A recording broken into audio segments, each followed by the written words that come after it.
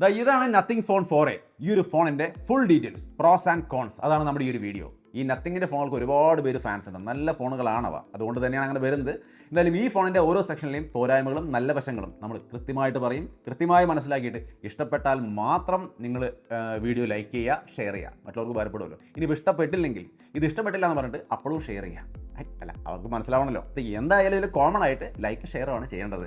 Okay, അപ്പോൾ പിന്നെ ഒരു കാര്യം പറയാം, ഈ നെഗറ്റീവ് നമ്മൾ കൃത്യമായിട്ടല്ലോ സെക്ഷനും പ്രോസ് ആൻഡ് കോൺസ് കൃത്യമായിട്ട് പറയും എന്ന് പറയുമ്പോൾ ഈ ഫോൺ കൊള്ളൂല, ഇത് പൊട്ടയാണ്, നത്തിങ് നീ എന്നൊക്കെ പറഞ്ഞ് ഞാൻ റിവ്യൂ ചെയ്യില്ല ഇനി നത്തിങ്ങിൻ്റെ ഫോണുകൾ, അങ്ങനെയുള്ള സാധനങ്ങളൊന്നും ഞാൻ പറയില്ല കേട്ടോ. അങ്ങനെ പറയാൻ കാരണം എന്താണെന്ന് ചോദിച്ചു കഴിഞ്ഞാൽ, പ്രത്യേകം എടുത്ത് പറയാൻ കാരണം ഈ സാധനത്തിൻ്റെ വീഡിയോ S26 അൾട്രയുടെ വീഡിയോ ചെയ്തപ്പോൾ നിങ്ങളിത് വീഡിയോ ചെയ്യാതെ ഉപേക്ഷിച്ചാലേ ബ്രാൻഡ് പാഠം പഠിക്കുള്ളൂ എന്ന് പറയുന്നുണ്ട്. ബ്രാൻഡ് പാഠം പഠിക്കില്ല, കാരണം ഞാൻ ചെയ്തില്ലെങ്കിൽ അപ്പുറത്ത് 1000 പേര് ചെയ്യാൻ വേണ്ടി റെഡിയായിട്ട് നിങ്ങളുടെ ചെയ്യുകയും ചെയ്യും, നിങ്ങൾ കാണുകയും ചെയ്യും. തീരുമാനം നമ്മുടെ കയ്യിലല്ല, നിങ്ങളുടെ കയ്യിലാണ്. നമ്മൾ ഈ ഫോൺ വീഡിയോ ചെയ്യണം. പ്രതാപ് ജി ടെക്കിൽ S26 ultra, nothing phone 4a എല്ലാം വരണം. ഇതിൻ്റെ പോരായ്മകൾ നമ്മൾ പറയുമ്പോൾ അത് കൃത്യമായി മനസ്സിലാക്കിയിട്ട് നിങ്ങൾ തീരുമാനിക്കണം. ഇത് പോരായ്മകളുണ്ട്, ഇത് നമുക്ക് പറ്റില്ല, ഇത്രയും പൈസയ്ക്ക് ഇത് മുതലല്ല എന്ന് കണ്ട് നിങ്ങളത് ഒഴിവാക്കുമ്പോൾ ബ്രാൻഡ് പാഠം പഠിക്കും. കാരണം കച്ചവടം ഇല്ലാണ്ടായ പണി താനെ പഠിച്ചോളൂ അവർ. അപ്പം നിങ്ങളുടെ തീരുമാനമാണ് വിധി എഴുതുന്നത്, ഞാനല്ല. ഞാൻ ഇതിനെക്കുറിച്ച് കൃത്യമായിട്ട് പറഞ്ഞു, കാരണം ടെക് ചാനലാണ്, അവിടെ ഇതെല്ലാം കവർ ആവണം. നല്ലതും മോശവും കവർ ആവുമ്പോഴാണ് നിങ്ങൾക്ക് തീരുമാനമെടുക്കാൻ പറ്റുള്ളൂ. സോ അതാണ് നമ്മൾ ചെയ്യുന്നത് കേട്ടോ. അപ്പോൾ ആ പറഞ്ഞ രീതിയിലുള്ള ആക്ഷേപ പരിപാടിയല്ല ഉദ്ദേശിച്ചത്. പ്രോസ് ആൻഡ് കോൺസ് കൃത്യമായിട്ട് ഓരോ സെക്ഷനിലും നമ്മൾ ഈ വീഡിയോയിൽ പറയുന്നുണ്ട്. കണ്ടു നോക്കുക. എന്തെങ്കിലുമൊക്കെ അറിയാണ്ട് വിട്ടുപോയാലേ ഉള്ളൂ. അങ്ങനെ ഉണ്ടെങ്കിൽ തീർച്ചയായിട്ടും കമൻറ്റ് ചെയ്യുക, ചേട്ടാ ഇത് വിട്ടുപോയി എന്ന്. ഒരു പ്രശ്നവുമില്ല. ആദ്യത്തെ 1 അവറിൽ കമൻറ്റ് ചെയ്യുന്ന എല്ലാവർക്കും നമ്മൾ കൃത്യമായിട്ട് റിപ്ലൈ തരുകയും ചെയ്യും. സോ അപ്പോൾ എസ് കഴിഞ്ഞ് ഇത് നത്തിങ് ഫോൺ 4aയുടെ കാര്യങ്ങൾ ഒന്നൊന്നായിട്ട് പരിശോധിക്കാം. സോ ഈ കാണുന്നതാണ് നത്തിങ് ഫോൺ 4aയുടെ ബോക്സ്. ഓപ്പൺ ചെയ്യുമ്പോൾ അത് 2 പീസായിട്ട് വരുന്നുണ്ട്. ഒരു സൈഡിൽ ഫോൺ ഇരിക്കുന്നുണ്ട്, മറ്റേ സൈഡിൽ ഒരു പെട്ടി, അതിനകത്ത് സിം ടൂൾ ഇരിക്കുന്നുണ്ട്, പിന്നെ ഡോക്യുമെൻറ്റ്സ്, ടൈപ്പ് സി കേബിളൊക്കെ ഉണ്ട്. C2C കേബിളാണ് കേട്ടോ, ചാർജർ ഇല്ല.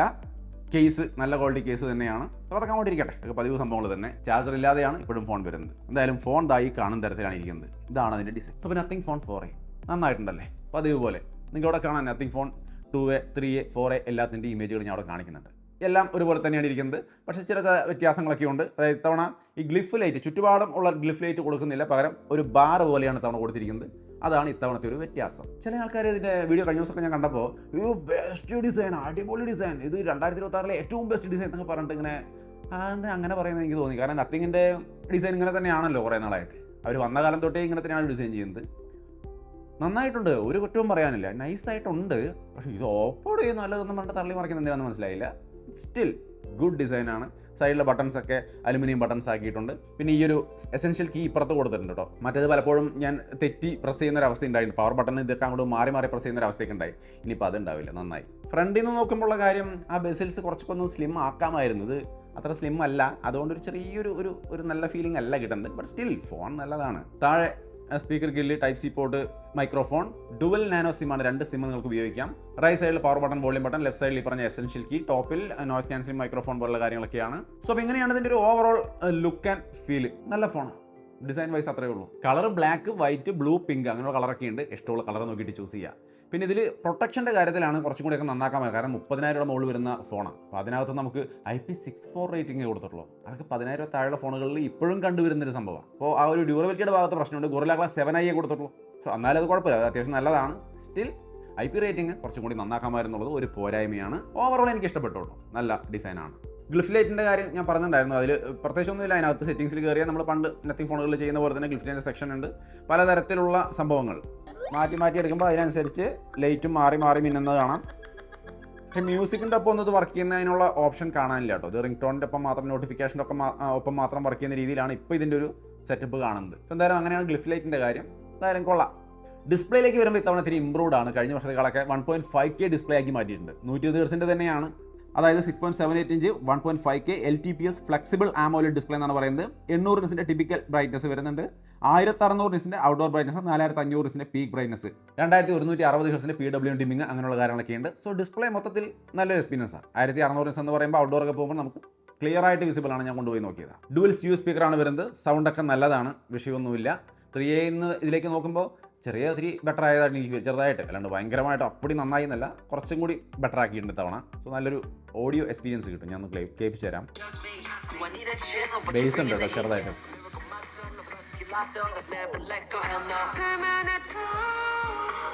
കൊള്ളാവുന്ന സൗണ്ടാണ്, നല്ല ലൗഡുമാണ്, ക്ലാരിറ്റി ഉണ്ട്. സോ നല്ലൊരു സൗണ്ട് എക്സ്പീരിയൻസ് കിട്ടും. ഡുവൽ സ്റ്റുഡിയോ സ്പീക്കർ നന്നായിട്ടുണ്ട്. ഇൻ ഡിസ്പ്ലേ ഫിംഗർ പ്രിന്റ് സെൻസറാണ് വരുന്നത്. യാതൊരു വിഷയമില്ലാതെ വളരെ ഫാസ്റ്റായിട്ടും സ്മൂത്തായിട്ടും വർക്ക് ചെയ്യുന്നുണ്ട്. നല്ലൊരു in display optical in display finger print sensor വരുന്നുണ്ട്. പിന്നെ ഈ ഡിസ്പ്ലേയുടെ ഭാഗത്തുള്ള രണ്ട് പ്രശ്നം, ഒന്ന് നെറ്റ്ഫ്ലിക്സിൽ HDR സപ്പോർട്ട് ചെയ്യുന്നില്ല എന്നുള്ളതാണ്. അപ്പോൾ നിങ്ങൾ HDR കണ്ടന്റുകൾ നെറ്റ്ഫ്ലിക്സിൽ കാണുന്ന ആളാണെങ്കിൽ ആ ഒരു ഇഷ്യൂ ഉണ്ടെന്ന് അറിഞ്ഞിരിക്കുക, അത് സപ്പോർട്ട് ചെയ്യുന്നില്ല. പിന്നെ രണ്ടാമത് എനിക്ക് തോന്നിയ കാര്യം ഞാൻ ആദ്യമേ പറഞ്ഞു, ഫോൺ എടുത്ത വഴിക്കാൻ എനിക്ക് തോന്നിയത് ഈ ബെസിൽസ് ഇത്തിരി തടി കൂടുതലാണെന്നാണ്. അതൊന്ന് സ്ലിം ആക്കിയിരുന്നെങ്കിൽ ഈ ഒരു പ്രൈസ് റേഞ്ചിലൊക്കെ നല്ല നൈസ് സ്ലിം ബെസിലുള്ള ഒരുപാട് നല്ല ഫോണുകൾ കിട്ടാനുണ്ട്.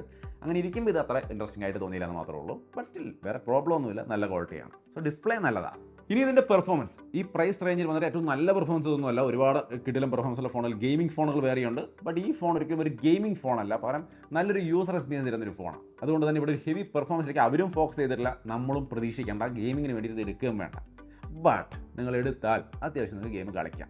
അതായത് ഈ കാണുന്ന പോലെ 120 FPS BGMI കളിക്കാം. അങ്ങനെ കളിക്കാൻ പോകുമ്പോൾ ഒരു കാര്യമുണ്ട്, ഈ സൈഡിൽ നിന്ന് ഇങ്ങനെ ഒരു സംഭവം ഉണ്ട് നീക്കാൻ, അത് എടുത്തിട്ട് അതിൽ പെർഫോമൻസ് മോഡ് എന്ന് പറയുന്ന ഒരു സംഭവമുണ്ട്, അതൊന്ന് ഓൺ ചെയ്തിട്ടാലാണ് അടിപൊളിയായിട്ട് 120 FPS നമുക്ക് ഗെയിം കളിക്കാൻ പറ്റുള്ളൂ. അല്ലാത്ത പക്ഷം ആ ഒരു 120 FPS കിട്ടുന്നതായിട്ട് എനിക്ക് തോന്നിയില്ല. അത് വളരെയധികം കുറയുന്ന പോലെയാണ് നമ്മൾ കളിച്ച് വരുമ്പോൾ നമുക്ക് ഫീൽ ചെയ്യുന്നത്. സോ ആ ഒരു പെർഫോമൻസ് മോഡ് ഇട്ടിട്ട് തന്നെ ഗെയിം കളിക്കാൻ നോക്കുക. അത് കഴിഞ്ഞാൽ പെർഫോമൻസ് മോഡ് നിങ്ങൾക്ക് വേണമെങ്കിൽ ഓഫ് ചെയ്തിടുക. കാരണം സാധാരണ ഈ ഫോണിൻ്റെ പെർഫോമൻസ് മോഡ് ആവശ്യമില്ല. അടിപൊളിയായിട്ട് സ്മൂത്തായിട്ട് വർക്ക് ചെയ്യുന്നുണ്ട്. നിങ്ങൾക്ക് ഇവിടെ കാണാൻ ഞാൻ എല്ലാ ആപ്പുകളും അങ്ങോട്ടും ഇങ്ങോട്ടും കൺട്രോൾ സെൻറ്ററും എല്ലാം എടുത്ത് കാണിക്കുന്നുണ്ട്. ആപ്പുകൾ ഓപ്പൺ ചെയ്യുമ്പോഴായാലും വളരെ സ്മൂത്താണ്, നൈസാണ്, പ്രശ്നങ്ങളൊന്നുമില്ല. ഫോൾഡറുകൾ ഓപ്പൺ ചെയ്യുമ്പോഴായാലും നൈസായിട്ട് വരുന്നുണ്ട്, പോകുന്നുണ്ട്. റീസെൻറ്റ് ടാബ് എല്ലാം മനോഹരമായിട്ട് വർക്ക് ചെയ്യുന്നുണ്ട്. സോ സാധാരണ ഡേ ടു ഡേ യൂസേജിനും ഒരു വിഷയമില്ല, പെർഫോമൻസ് മോഡ് ആവശ്യമില്ല, അല്ലാണ്ട് തന്നെ നൈസായിട്ട് വർക്ക് ചെയ്യുന്നുണ്ട്. ഗെയിമിലേക്ക് വരുമ്പോൾ നിങ്ങൾക്ക് ഇവിടെ കാണാം BGMI ഒക്കെ 120 FPS കാണുന്ന പോലെ കളിക്കാം. പറഞ്ഞ പോലെ പെർഫോമൻസ് മോഡ് ഇടാൻ മാത്രം മറക്കണ്ട. ഇതിലെ പ്രൊസസർ എന്ന് പറയുന്നത് സ്നാപ്ഡ്രാഗൺ 7S Gen 4 എന്ന് പറയുന്ന പ്രൊസസറാണ്. LPDDR4X RAM, UFS 3.1 storage, adaptive performance engine എന്ന് പറയുന്ന എഞ്ചിനും കൂടി സപ്പോർട്ട് ചെയ്യുന്നുണ്ട്. അതും കൂടി ഉള്ളത് കൊണ്ടാണ് ഈ പറയുന്ന 120 FPS സപ്പോർട്ട് ചെയ്യുന്നതാണ് അവർ പറയുന്നത്. എന്തായാലും കിട്ടുന്നുണ്ട്. BGMI 120 FPS കോൾ ഓഫ് ഡ്യൂട്ടിയിൽ 90 FPS ഒക്കെയാണ് ഇവർ പറയുന്നത്. സോ അതൊക്കെ കളിക്കുന്നവർക്ക് അതിൻ്റെതായ ബെനിഫിറ്റ് ഉപയോഗിക്കാം. പിന്നെ നത്തിങ് OS 4.1 ആണ് വരുന്നത്. ആൻഡ്രോയിഡ് 16 ബേസ്ഡ് ആണ്. 3 വർഷത്തെ ആൻഡ്രോയിഡ് അപ്ഡേറ്റും 6 വർഷത്തെ സെക്യൂരിറ്റി അപ്ഡേറ്റും കമ്പനി ഓഫർ ചെയ്യുന്നുണ്ട്. പിന്നെ എസെൻഷ്യൽ കീ, ഒരു സ്ക്രീനിൽ എന്തെങ്കിലും ഒരു ഡാറ്റ നമുക്കൊന്ന് സേവ് ചെയ്ത് വെക്കണം എന്ന് തോന്നിയാൽ ജസ്റ്റ് ഒരു പ്രസ് കൊടുത്താൽ മതി. അപ്പോൾ തന്നെ അത് എടുത്ത് നമുക്ക് വേണമെങ്കിൽ താഴെ ഒരു നോട്ടും കൂടി ടൈപ്പ് ചെയ്തിട്ട് നമുക്ക് സേവ് ചെയ്ത് വെക്കാം. പിന്നെ മാത്രമല്ല ഈ എസെൻഷ്യൽ സെർച്ച് എന്നൊരു സംഭവം ഉണ്ട് കേട്ടോ. അതായത് ഈ ആപ്പ് എടുത്ത് കഴിഞ്ഞാൽ താഴെ സെർച്ച് വരുമല്ലോ, ഇതിനെ എസെൻഷ്യൽ സെർച്ച് എന്നാണ് പറയുന്നത്. അതായത് നമ്മൾ ഇവിടെ സെറ്റിംഗ്സിൽ ഇപ്പോൾ ബ്രൈറ്റ്നസ് എന്ന് അടിച്ചാൽ സെറ്റിംഗ്സിൽ ബ്രൈറ്റ്നസിൻ്റെ സെക്ഷൻ കറക്റ്റായിട്ട് നമ്മൾ മുമ്പിൽ വന്നിട്ടും. അപ്പോൾ ആ ഒരു രീതിയിൽ യൂണിവേഴ്സൽ സിസ്റ്റത്തിനകത്ത് എന്ത് വേണമെങ്കിലും സെർച്ച് ചെയ്യാനുള്ള ഒരു സൗകര്യം എസെൻഷ്യൽ സെർച്ച് എന്ന് പറഞ്ഞിട്ട് ഉൾപ്പെടുത്തിയിരിക്കുന്നു. അതും നന്നായിട്ട് തന്നെ തോന്നി. പിന്നെ സർക്കിൾ റിസർച്ച്, നമ്മൾ ജസ്റ്റ് ടാപ്പ് ആൻഡ് ഹോൾഡ് ചെയ്ത് കഴിഞ്ഞാൽ അത് വരുന്നു, നമ്മൾ സർക്കിൾ ചെയ്യുന്നു, സെർച്ച് ചെയ്യുന്നു. Gemini side button press and hold ചെയ്താൽ ജമനൈ ലൈവ് കാര്യങ്ങളൊക്കെ ഉണ്ട്. വലിയ AI ഫീച്ചർ റിച്ച് എന്ന് പറയാൻ മാത്രമുള്ള AI സംഭവങ്ങളൊന്നുമില്ല. ആ കാര്യത്തിൽ ഇപ്പോഴത്തെ ബാക്കിലാണ്, വരുമായിരിക്കും എന്തായാലും. ഇപ്പോഴേക്ക് ഈ പറഞ്ഞ കാര്യങ്ങളൊക്കെ ഉണ്ട്, ഇതൊക്കെയാണ് അത്യാവശ്യമുള്ള കാര്യങ്ങൾ, ഇതൊക്കെയുണ്ട്. പിന്നെ ഇതിൻ്റെ ക്യാമറ 50 MP മെയിൻ ക്യാമറയാണ്, 50 MP telephoto camera, 3.5x optical zoom അടക്കമാണ് വരുന്നത്. 8 MP വൈഡ് ആംഗിൾ ക്യാമറ വരുന്നുണ്ട്, 32 MB സെൽഫി ക്യാമറയും വരുന്നുണ്ട്. 4K 30 FPS വീഡിയോ ഷൂട്ട് ചെയ്യാം. സാമ്പിൾ കണ്ടു നോക്കിയേ, ഡീസൻറ്റ് ക്വാളിറ്റി ആയിട്ട് തോന്നുന്നുണ്ട്. അപ്പടി എക്സലൻറ്റ് എന്നല്ല, നന്നായിട്ടുണ്ട്, കുഴപ്പമൊന്നും പറയാനില്ല, നന്നായിട്ട് വരുന്നു. ഞാൻ ഹ്യൂമൻ സബ്ജക്റ്റ് എന്നെ എടുത്ത വീഡിയോ നിങ്ങൾക്ക് കാണാം. സ്റ്റെബിലൈസേഷനൊക്കെ അത്യാവശ്യം നല്ലതാണ്. ഞാൻ നടന്നുകൊണ്ടുള്ള ഒരു വീഡിയോ കാണിക്കുന്നുണ്ട്, സ്റ്റേബിളായിട്ട് സ്മൂത്തായിട്ടും കിട്ടുന്നുണ്ട്. സോ അപ്പോൾ ഇങ്ങനെയാണ് 4K 30 FPS video recording. 4K 60 FPS ഇല്ല എന്നുള്ളത്, 30,000 റേഞ്ചിൽ ഫോണായിട്ടും ഒരു 60 FPS 4K കൊടുത്തിട്ടില്ല എന്നുള്ളത് ഇത്തിരി മോശമായിട്ടാണ് തോന്നുന്നത്. അതൊന്നും ഓർത്ത് വെച്ചോളൂ, അങ്ങനെ ഒരു സംവിധാനം ഇല്ല, ഒരു പോരായ്മയാണ്. സെൽഫി ക്യാമറയിലെ വീഡിയോ ക്വാളിറ്റി നിങ്ങൾക്ക് ഇവിടെ കാണുന്ന പോലെ വലിയ കുഴപ്പമില്ലാത്തൊരു വീഡിയോ ക്വാളിറ്റി കിട്ടുന്നുണ്ട്, നന്നായിട്ടുണ്ട്. ഞാൻ അതിൻ്റെയും സ്റ്റെബിലൈസേഷൻ കാണിക്കുന്നുണ്ട്, ചെറുതായിട്ടൊന്ന് നടന്ന് കാണിക്കുന്നുണ്ട്. അപ്പോൾ അത് സ്റ്റേബിളാണ്, സ്മൂത്താണ്, അടിപൊളിയാണ്. പക്ഷേ ഫുൾ HD സപ്പോർട്ട് ചെയ്യുന്നുള്ളൂ, അതൊരു പോരായ്മയാണ്. 30,000 റേഞ്ചിൽ ഫോണിൽ ഒരു 4K റെക്കോർഡിംഗ് അവർക്ക് കൊടുക്കാമായിരുന്നു, അത് കൊടുത്തിട്ടില്ല. സോ അപ്പോൾ ഈ കാര്യങ്ങൾ മനസ്സിൽ വെക്കുക. ഫോട്ടോ സാമ്പിളിലേക്ക് വന്നു കഴിഞ്ഞാൽ നിങ്ങൾക്ക് ഇവിടെ കാണാം ഡേ ലൈറ്റ് ഫോട്ടോസൊക്കെ വലിയ കുഴപ്പമില്ലാത്ത രീതിയിൽ കിട്ടിയിട്ടുണ്ട്. ഇതും വന്നിട്ട് എക്സലൻറ്റ് ഫോട്ടോസ് എന്ന് പറയാൻ തോന്നുന്നില്ല, വലിയ അപാകതയൊന്നും പറയാനില്ല. സെൽഫി ഫോട്ടോസ് ഒക്കെ ഞാൻ അവിടെ കാണിക്കുന്നുണ്ട് കേട്ടോ, അതൊക്കെ വലിയ കുഴപ്പമില്ലാത്ത നല്ല ക്വാളിറ്റിയിൽ എനിക്ക് കിട്ടിയിട്ടുണ്ട്. നൈറ്റ് ഫോട്ടോസ് പോരായ്മ ആണ് ഞാൻ കൂടുതലായിട്ട് കേട്ടൊരു കാര്യം. അതിൻ്റെ സാമ്പിൾ നിങ്ങൾക്ക് ഇവിടെ കാണാം. ഇത് വലിയ ലൈറ്റിംഗ് സെറ്റപ്പിൽ നിന്നിട്ട് ഞാൻ എടുത്തുള്ളൊരു ഫോട്ടോ അല്ല, ഡീസൻ്റ് ആയിട്ടുള്ള റേറ്റിംഗ് ഉണ്ട് താനും.